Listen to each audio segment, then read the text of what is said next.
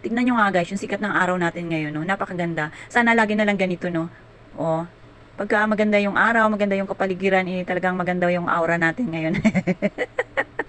Charot lang naman guys.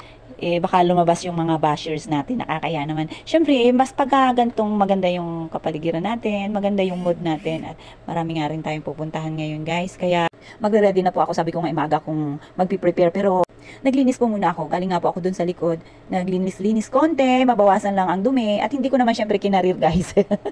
Dahil pagpapawisan tayo, baka pagpawisan tayo, imangamoy tayo doon sa ating pupuntahan. Kaya, kailangan mag-iwan tayo ng konting bango. Dito po kasi tayo sa office ngayon. Bago nga po pala ako uwi, dadaan muna ako dun sa bayan para magpa-medical. Magpapalaboratory muna ako dahil kahapon po nag-duty tayo at hindi ako nakaalis ng office. Talagang po maghapon hanggang ngayon guys, nandito tayo sa office. Kaya, ayun, sabi ko bukas na lang or ngayon na lang, ngayong araw. Gawa ng 24 hours po kasi yung ating duty dito sa office. Kaya guys, umuwi lang po ako kagabi para magbihis at magbisita kay Yayam. Alam nyo na. Alam nyo na yung trabaho ng nanay. Buti na nga lang po guys, nakahanap po ako ng katulong na or kasama sa bahay na mag-aalaga kay Yayam na napaka-responsible. Ganun po talaga yung yung gusto kong makasama, yung mature, yung medyo maedad na guys, kasi nga pagka bata pa, alam nyo na, maraming maraming mga extracurricular. Pero sa cellphone, kahit na nandyan kayo, nakatutok sa cellphone po, di ba?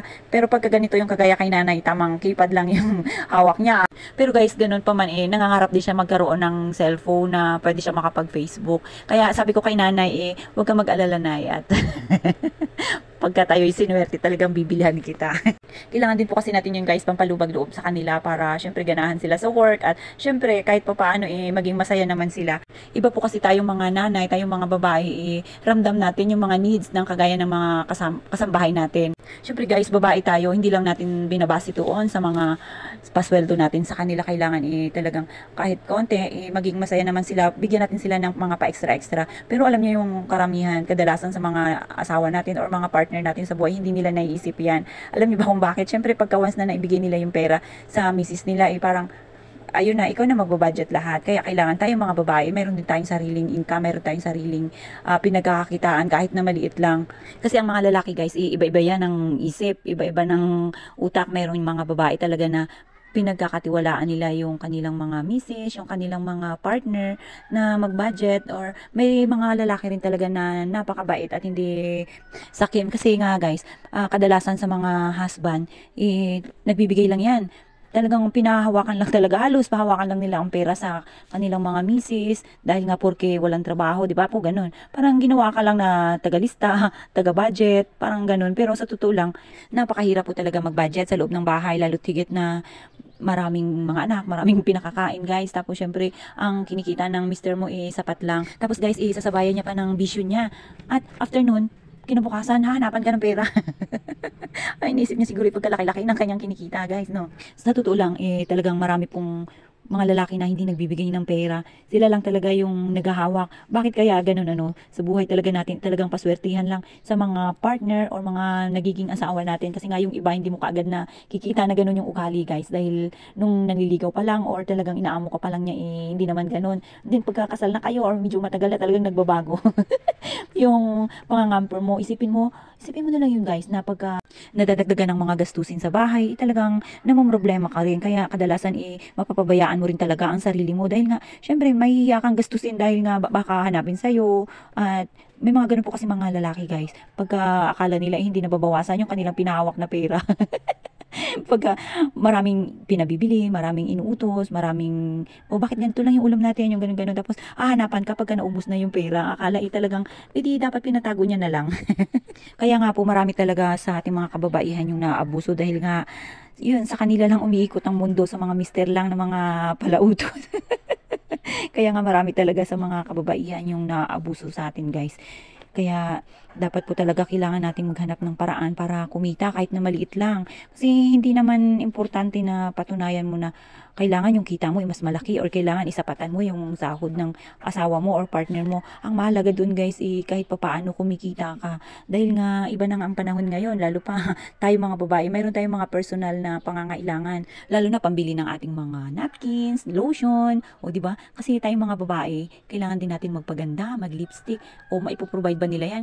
ipapaswerte na lang natin sa mga mister natin na kaya tayong pagbigyan sa mga pangailangan natin, pang personal natin na pagpapaganda. Wow.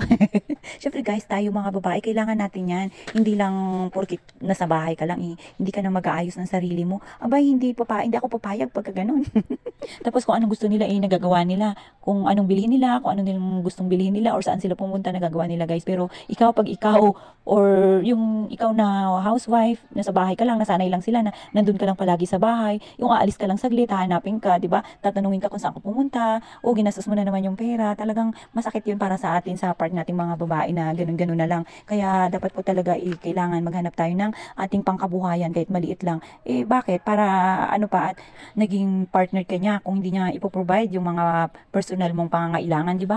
Kaya kailangan talaga yun sa atin guys, yung hindi mo na kailangan na humingi pa ng pambili ng mga personal needs mo or anumang cravings mo, kasi sa totoo lang na sa panahon ngayon, nakadepende ang respeto sa iyo ng asawa mo sa laki ng iyong pakinabang. Kaya nga po napakaswerte pa rin ng mga housewife, ng mga babae na gano'n yung trato, na simulat sa poll kung ano man yung una yung pagkikita, although meron na kayong mga anak, gano'n pa rin yung respeto sa iyo guys. Kaya nga po nagkaroon tayo ng batas na RA 9262 or VAUSI, Violence Against Women and Their Children's Act guys, dahil nga po kadalasan talaga napakaraming kababaihan na abuso na ganun. Kaya kailangan maprotektahan din, dahil nga minsan pagka yung mga babae, mga asawa or partner na hindi kaya or maybe nakakaligtas, kadalasan doon binubuntun sa mga bata. Kasi nga guys, ang kadalasan na nagiging rason kung bakit ganun, dahil sa pera. Minsan may mga taong nagsasabi na syempre, yun yung mga mahilig lang manghusga ng kapwa nila, which is hindi naman nila alam yung mga totoong pangyayari ba guys, yung mga totoong dahilan ng away ng mag-asawa, pero na hindi raw kontento kung anong buhay meron. Syempre po, minsan hindi nyo rin talaga alam yung punot dulo. Kaya nga po dapat iwag muna tayo mag-conclude sa mga usapin kung hindi natin alam. At syempre guys, ang pinaka-importante yun nga po, talaga magkaroon tayo ng income or sideline na kahit na nasa bahay lang tayo, nakakatulong pa rin tayo, kumikita tayo guys, at naasikaso natin yung ating mga anak at ang ating pamilya, di ba? Ganun sana araw-araw. Duman na nga po pala ako dito sa palengke para mamili ng aming lulutuin ngayon araw. Dahil nga guys, off po natin at sigurado buong maghapon tayo nitong nakatambay sa bahay. Yan, bibili na lang tayo ng pang-almusal natin at pang-hapunan. Dahil nga po mainit ang panahon ngayon guys, nakakatamad talagang lumabas ng bahay pagka tanghali na. Kaya kung mamamalengke tayo, mas magandang mamalengke pag morning. Tapos pagka sa hapon naman guys, mas masarap lumabas ng mga bandang alas 6 na. Yun talaga yung wala ng init or araw na makikita ka guys. At yun nga lang, syempre, maraming tao dahil medyo hapon na yun. Buti na nga lang po kanina, pagdaan ko dito sa palengke, medyo kukunti pa lang ang mga tao dahil nga may pasok. Sakto naman guys, morning tayo na malengke, outgoing tayo, kaya tayo lang, solo lang muna natin. At kadalasan kasi dito guys na namimili yung mga tao, hapon po talaga. Kasi pagka tanghali, nagko-close po yung sa mga karne. Naghanap na nga po pala ako dito ng gulay. Wala po sila, kung hindi po kumpleto yung gulay nila. Kaya ayan, inikot-ikot ko na. Wala po talaga. Kaya nagtanong ako doon sa kanila kung walang, yung hinahanap po kasi guys, okra, talong, ganun. Kasi bibira na lang ako makakain ng ganun dahil nga madalas isda at chicken yung niluluto ni nanay. At parang hindi rin kasi sila mahilig sa gulay ng apo niya. Kaya guys, kung bibili ako talagang pagka magluto si nanay ng ganun, dapat mauubos ko dahil nga po ako lang ang kumakain ng gulay yata sa bahay. Ewan ba kila nanay? Hindi sila nasanay sa pagkain ng gulay. Kaya ayan, pagka bibili ako, saktong ako lang dahil nga nalalanta, lalo na kahit nailagay mo siya sa ref guys, hindi na siya ganun kasarap, hindi na siya sariwa. At yan, bumili na rin ako ng karne para pangsigang nila at sabaw-sabaw kay Bulinggi at kay Yayam guys, dahil kailangan niya rin yan. Pero guys, hindi na rin ako nagluluto ng sabing puro karne dahil nga bawal po sa atin. Talagang hinaluan ko yan siya ng gulay, mas gusto ko yung ganun kasi alam nyo guys kung bakit, para na rin sa ano natin yan, sa health natin. Kailangan mag-iingat na tayo, lalo pa ngayon, mag-i-empower kami yung monitoring ba po ng aming health. Mabuti na nga lang po may ganun kami sa PNP. Dahil kung wala na ko po, hindi na namin mamomonitor ang aming mga sakit dahil alam niyo naman tayo guys, instead na igastos natin sa pampa-check up natin, ganun po talaga tayo, di ba? Pagka lalo pat sure tayo sa budget, instead na ipa-check up natin, ibibili na lang natin yan ng pagkain. Kaya pasalamat na nga lang po tayo, nagkaroon ng ganong programa yung PNP na regular kaming chinecheck at namomonitor yung aming mga sakit.